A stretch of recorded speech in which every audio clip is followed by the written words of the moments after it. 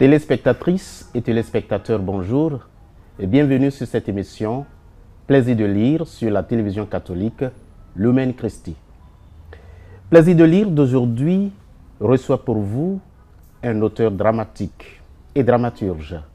Nous parlerons de son livre intitulé Les amours clandestines, il y a mieux que la guerre. Vous savez, la littérature béninoise est riche de plusieurs genres littéraires, surtout la littérature écrite. Nous avons le roman, nous avons la poésie, le théâtre, la nouvelle et l'essai. Nous parlerons aujourd'hui d'une pièce de théâtre que l'auteur a appelée Les amours clandestines, il y a mieux que la guerre. Je reçois donc pour vous, mesdames et messieurs, Robert Asdé. Il est dramaturge et auteur dramatique. Robert Asdé, bonjour. Bonjour, cher docteur Mangondé. Comment allez-vous? Je vais très bien. Nous sommes très heureux de vous recevoir aujourd'hui dans ce studio de Lumen Christi TV, basé ici au sein de la librairie Notre-Dame. Je suis très honoré d'être avec vous ce matin. Merci beaucoup. Alors, je vous présente M. Robert Asdé à nos téléspectatrices et téléspectateurs qui nous suivent et je vous reviens dans un instant. Avec plaisir. Voilà, je vous l'avais annoncé, je reçois aujourd'hui pour vous Robert Asdé, auteur dramatique et dramaturge. Et je me fais l'honneur de vous le présenter. De nationalité béninoise, Robert Asdé est administrateur d'action culturelle au poste au ministère du Travail et de la fonction publique du Bénin. En 2024, il soutient sa thèse de doctorat en lettres modernes dans la spécialité études théâtrales à l'école doctorale pluridisciplinaire Espace, Culture et Développement de l'Université d'Abomey-Calavi. Notre auteur invité, Robert Asdé, enseigne les arts dramatiques à l'Institut national de métiers d'art, d'archéologie et de culture, INMAC, de l'Université d'Abomey-Calavi. Romancier, auteur dramatique et dramaturge, le public africain goûte aux délices de sa plume depuis 2015 avec l'aîné de ses créations théâtrales intitulées Le dernier mot des dieux, suivi de Tu es trop belle pour mourir. En 2016, il publie son premier roman ayant pour titre Lettre à Dieu. Il va disparaître de la scène théâtrale et littéraire pendant quelques années avant de revenir en 2022 avec Les amours litigieuses, suivi de La sentence des hommes en noir. En avril 2024 a eu lieu la cérémonie de sortie de la dernière pièce, pour l'instant, de Robert Asdé. Je vais parler des amours clandestines, il y a mieux que la guerre. C'est cette dernière parution de l'auteur qui nous intéresse aujourd'hui pour cette émission sur Plaisir de lire, sur votre chaîne préférée, Lumen Christi TV. Voilà, Monsieur Robert Asdé, Oui, docteur ce que j'ai pu dire de vous. Oui, je suis très honoré. Est-ce que vous avez quelque chose à compléter? Non, ça va, ça va. Vous avez tout dit. Merci pour l'honneur. Très bien. Alors, nous allons sans transition continuer avec notre entretien autour de votre livre. Je présente le livre, c'est Les amours clandestines, il y a mieux que la guerre. Les amours clandestines, il y a mieux que la guerre. Alors, Monsieur Robert Asdé, oui. Vous avez procédé en avril passé au lancement de ce livre, cette pièce de théâtre, oui. Les amours clandestines, et il y a mieux que la guerre.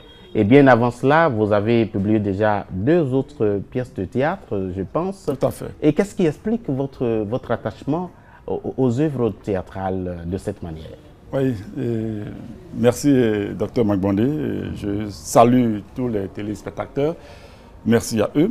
Alors, Les amours clandestines qui vient donc de sortir, et précédemment il y a Les amours litigieuses, et précédemment encore il y a Le dernier mot des dieux.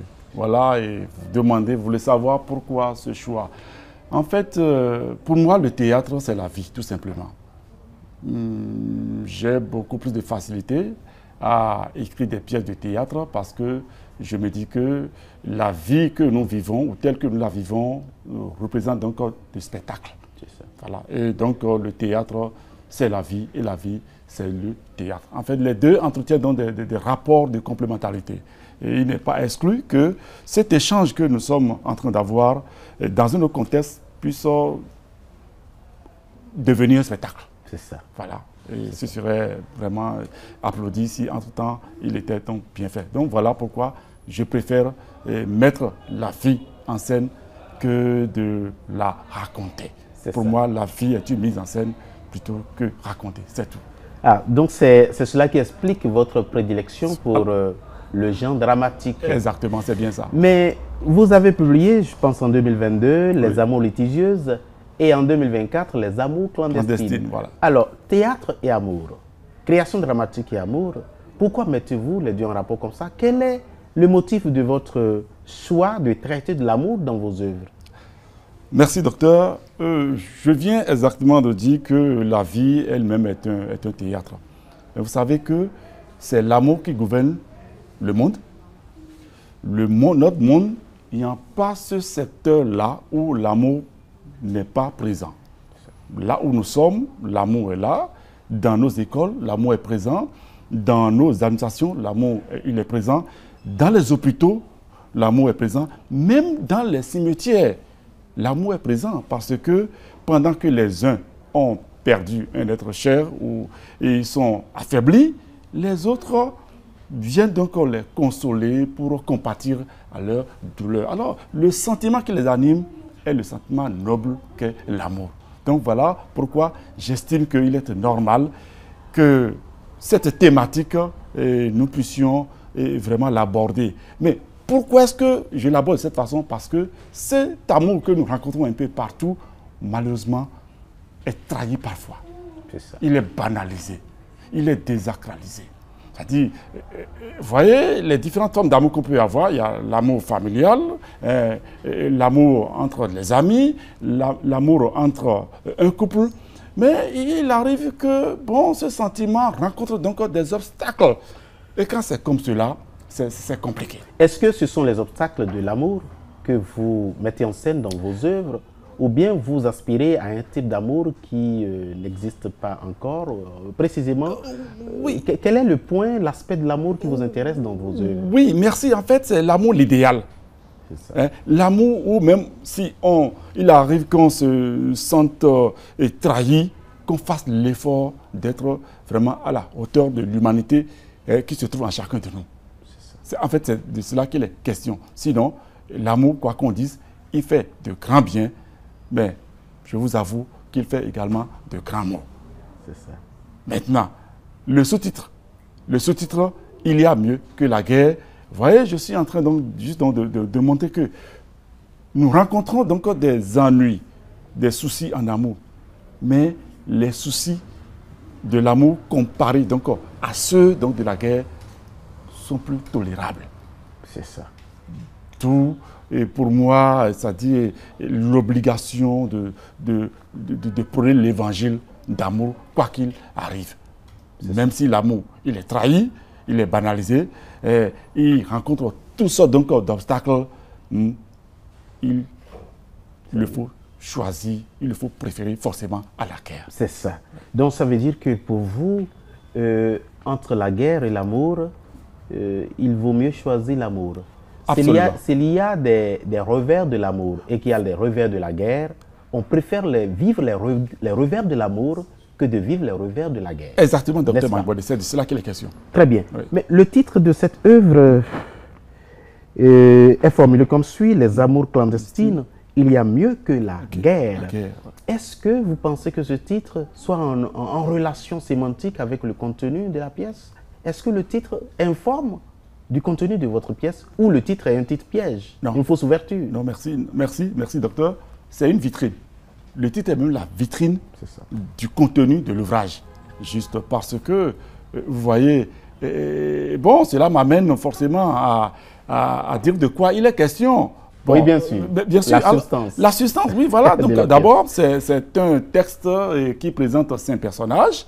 D'accord? Il y a l'envoyé spécial, Il y a l'homme, il y a la novice, il y a le prêtre, et il y a qui encore la serveuse. En fait, l'envoyé spécial a reçu le mandat de Dieu créateur pour aller auditer la terre, c'est-à-dire voir un peu ce qui se passe sur la terre. Mais il constate que cet univers régenté par l'amour divin et vécu comme tel par les humains pour mieux vivre, il constate qu'il y a tellement d'horreur, il y a tellement de choses qui contrarient cet amour-là. Il y a tellement de choses qui mettent en péril cet amour-là. Or, l'amour, si il est ce sentiment-là qui permet aux humains donc de vivre ensemble, il est aussi ce sentiment que les humains vivent de façon cachée, de façon dissimulée. Oui. D'où le titre clandestin. Et on a vu ça entre les personnages. Vous voyez, lorsque vous êtes dans une concession, par exemple, et que votre propre voisin entretient des rapports avec votre épouse, ce n'est pas la haine. Vous êtes d'accord que ce n'est pas de la haine, c'est tout de l'amour. Mais il est clandestin, cet amour-là. Vous voyez, d'où les amours clandestines. Et puisque l'amour régente tous les secteurs de l'humain, à l'hôpital, à la maison, dans les écoles, dans nos ministères, un peu partout, dans la police, puisque c'est l'amour qui régente donc, tous les secteurs, bon, il est normal que dans chaque secteur, il y a des non-dits, il y a des faits cachés sous l'autorisation de l'amour. C'est ça. C'est de cela qu'il est question. C'est ça. Alors, Monsieur Robert Asdé, oui, vous êtes auteur dramatique, vous êtes aussi dramaturge, parce que vous assurez les mises en scène. Tout à fait, tout à fait. Et une œuvre théâtrale est destinée à la représentation, même si il est question d'abord de lire l'œuvre avant d'aller à la représentation. Est-ce que vous avez déjà procédé à une représentation de cette pièce, Les Amours clandestines, il y a mieux que la guerre? Est-ce que c'est déjà représenté? Non, pas encore. Pas encore. Pas encore. Pas moi-même, puisque généralement, mes textes sont représentés par d'autres comédiens. C'est ça. Mais bon, pas moi-même, pour le moment. Très bien.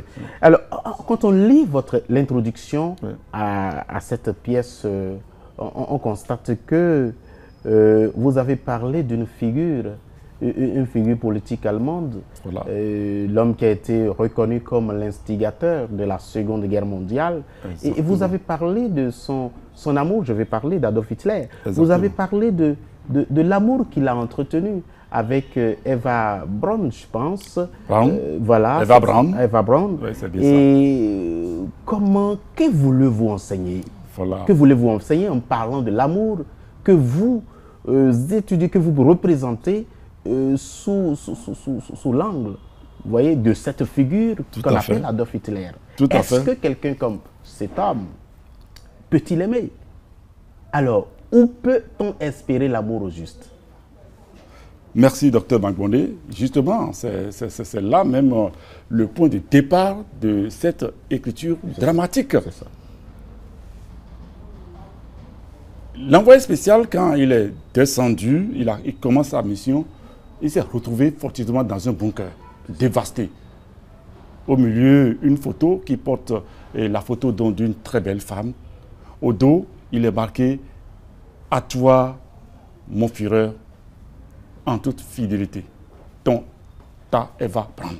C'est une photo que Eva Braun a dédicacée à Hitler. Et comment ils en sont arrivés là? À l'âge de 17 ans, pile, cette gamine est tombée sous le charme de ce homme que l'humanité nous a toujours présenté comme un monstre. C'est lui qui a créé les plus grands ennuis à l'humanité par les guerres farfelues dont il est, c'est-à-dire le maître à penser. Mais comment peut-on comprendre qu'une gamine de 17 ans, éduquée dans une condition... Bien sûr, une famille chrétienne. Oui, une famille chrétienne qui a connu une enfance très pieuse, qui a connu donc des couvents où l'éducation est très délicate. Comment cette gamine, de cette condition, de cette éducation peut-elle se retrouver dans les bras d'un monstre? Hitler, puis c'est de lui qu'il s'agit dans l'ouvrage, avait 40 ans. Et là, il a rencontré donc la petite qui... Il en avait 17. De 17 ans, qui travaillait chez son photographe propagandiste, il s'appelle Hoffman. C'est là où il a rencontré la petite, il dit, écoute, mademoiselle, puis-je vous inviter à l'opéra? Je suis très souvent entouré d'hommes, mais j'aime aussi la compagnie de femmes. Voilà la phrase magique qui a fait tomber la petite Eva dans les bras d'Hitler et ils se sont aimés jusqu'à la mort. Très bien. Monsieur Robert D, mais oui. il y a au moins 80 ans que la Seconde Guerre mondiale a connu sa fin. Et pourquoi avoir attendu 80 ans avant de parler de ce pan de la vie de cet homme qualifié de sanguinaire, vu son histoire, vu vraiment sa détermination à faire la guerre avec le bilan humain et matériel très lourd de la Seconde Guerre mondiale? Pourquoi avez-vous attendu tout ce temps avant de montrer ce pan de sa vie d'amoureux? Que voulez-vous enseigner? Que voulez-vous corriger? Que voulez-vous suggérer à notre société? Merci, Dr Magbondé. En fait, c'est là. Nous, on a fait les classes de première terminale où nous avait rabattu les oreilles avec les horreurs causées par cet homme-là. Mais jamais personne ne nous a dit qu'il était marié, qu'il avait une femme. On ne savait pas que Hitler pouvait sourire à une femme. Tellement on l'a peint en Lucifer. Et effectivement, lui-même, il démontrait qu'il avait une capacité de nuisance extraordinaire. L'humanité continue de pleurer, c'est-à-dire les horreurs, la désolation qu'il a eu à causer à l'humanité. Que cet homme-là, peint avec toute la laideur possible, en arrive donc à tomber sous le charme de la gamine Eva Braun de 17 ans, jusqu'à en arriver à la mort. C'est là où j'ai dit vraiment, il faut écrire quelque chose sur cet homme-là, sur la relation secrète de cet homme-là.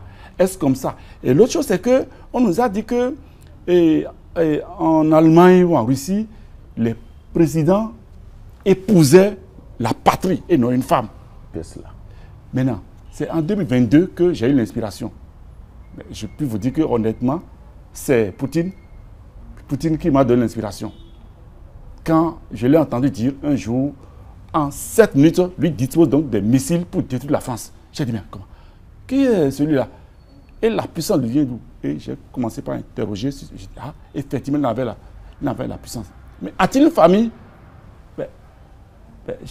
J'étais choqué le jour où j'ai constaté qu'il vient encore de prendre fraîchement une autre belle femme, Alina Kabaeva, la plus grande athlète de Russie. Merci. J'ai dit, ah, c'est ça. Ah, donc, si c'est ça, mais pourquoi Hitler, lui, il n'aimait pas la femme? Je suis allé je suis allé du côté maintenant de notre Hitler, je crois que c'est un homme à femme. C'est cela. C'est des gens qui ont une vie vraiment secrète, l'amour chez eux est vécu parfois de façon secrète. Bien, Robert Asdé, oui. Est-ce que, à travers la question de l'amour que vous avez traité de cette manière, derrière une grande figure de haine, oui. Est-ce que vous ne voulez pas enseigner par là qu'on peut retrouver toujours la beauté derrière toute laideur? Absolument, docteur Magbondé, absolument. Qui l'eût cru? Qui peut penser que Hitler pouvait aimer Eva Braun jusqu'à la mort? Vous savez, le 29, il lui a porté la bague d'alliance le 29 avril. Quand il a capitulé, tout est vraiment fini. Il s'est retiré dans son bunker pour on ne sait quelle opération, mais la dame l'a rejoint. Ils étaient seuls. Et le 30 avril, l'autre a pris une capsule de niassure. En fait, c'est un poison virulent pour l'organisme. Ils ont bu du vin, ils ont bien vécu la vie. Et puis, l'autre s'est logé une balle dans la tête. Et puis, c'est comme ça, ils sont partis.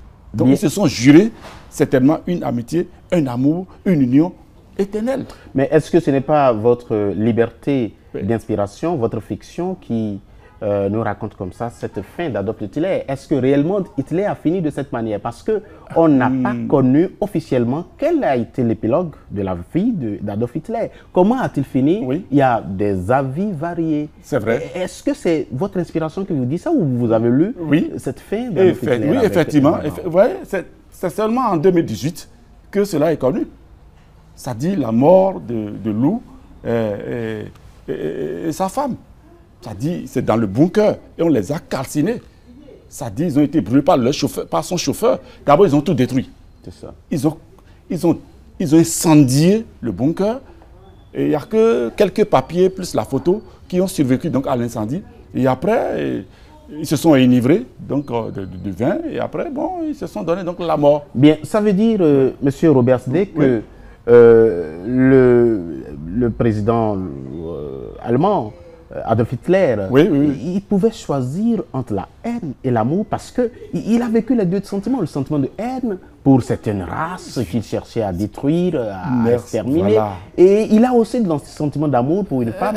Est-ce que, entre ces deux sentiments, il ne pouvait pas peser dans le sens de l'amour? Exactement. Et comme j'ai eu à lire l'un de vos textes qui disait ceci, il hésite toujours la voix et la voix de l'amour qui résonne en l'homme et qui peut l'aider même à tendre ou aller vers le meilleur, mais quitte à ce dernier donc de faire ou d'opérer un choix responsable. Bon, peut-être que... Et n'oubliez pas qu'au départ, Hitler, c'était un artiste, c'est un peintre. Et c'est parce qu'il a rencontré de l'injustice qu'il a voulu se venger sur les gens de cette façon. C'est ce que l'histoire nous a raconté. Certainement, s'il avait continué sur la lancée de la peinture, il n'allait pas épouser la guerre. Parce que pas du tout. Oui, voilà. La promotion de la guerre. Exactement. Voilà. Il a été contrarié dans son métier d'artiste. Donc ça veut dire que Hitler avait vraiment les deux sentiments nobles, c'est-à-dire aimer véritablement, puisqu'il a véritablement aimé. Il lui a fait porter une bague d'alliance, ce qui est rare pour ces grands hommes. Très bien. Alors, Monsieur Robertsdé, je remarque que vous n'avez pas écrit cette pièce de théâtre simplement parce que vous étiez inspiré, mais parce que aussi vous avez fait des recherches. Quelle est réellement votre source d'inspiration en tant qu'auteur dramatique? Bon, par rapport donc à ce de façon générale ou bien juste pour ce... De façon générale. Non, vraiment, c'est la vie. C'est la vie. C'est la vie. La société. La société, voilà, l'existence. Depuis que vous avez commencé à écrire, quel est le souvenir le plus heureux que vous voulez partager avec nous? Oui, le souvenir le plus heureux, oui, c'était en 2020, je crois bien, après la publication du dernier mot de Dieu, tu es trop belle pour mourir. J'étais là un 29 avril et je reçois un coup de fil. C'est le fondateur de Faucon. C'est ça. Il dit, oui monsieur, j'ai dit, il m'a dit de venir. Je viens vers lui, et il m'a observé, m'a regardé, dit, et voilà. Et monsieur, il sort donc le livre, il dit, c'est vous qui avez écrit ceci. J'ai dit, oui, d'accord. Qu'il a lu. Il baisse la tête, il prend son canopin, il me délivre un chèque de 200 000 francs. Vraiment. Cela vous a marqué. Vraiment. Un 29 avril, c'est le jour de mon anniversaire. En plus. Comme s'il le savait. Comme s'il le savait. Vous êtes un défi de votre père et de votre mère. Merci, docteur. Mesdames et messieurs, ce sera tout pour votre émission d'aujourd'hui. Et plaisir de lire, nous avons reçu pour vous l'auteur dramatique et dramaturge Robert Asdé qui nous a parlé de son livre « Les amours clandestines, il y a mieux que la neige ». Robert Asdé montre à travers ce livre en substance qu'il est mieux pour l'humanité de choisir la voie de l'amour que la voie de la guerre ou que la voie de la haine. Merci de nous avoir suivis. Restez toujours câblés sur votre télévision Lumen Christi TV.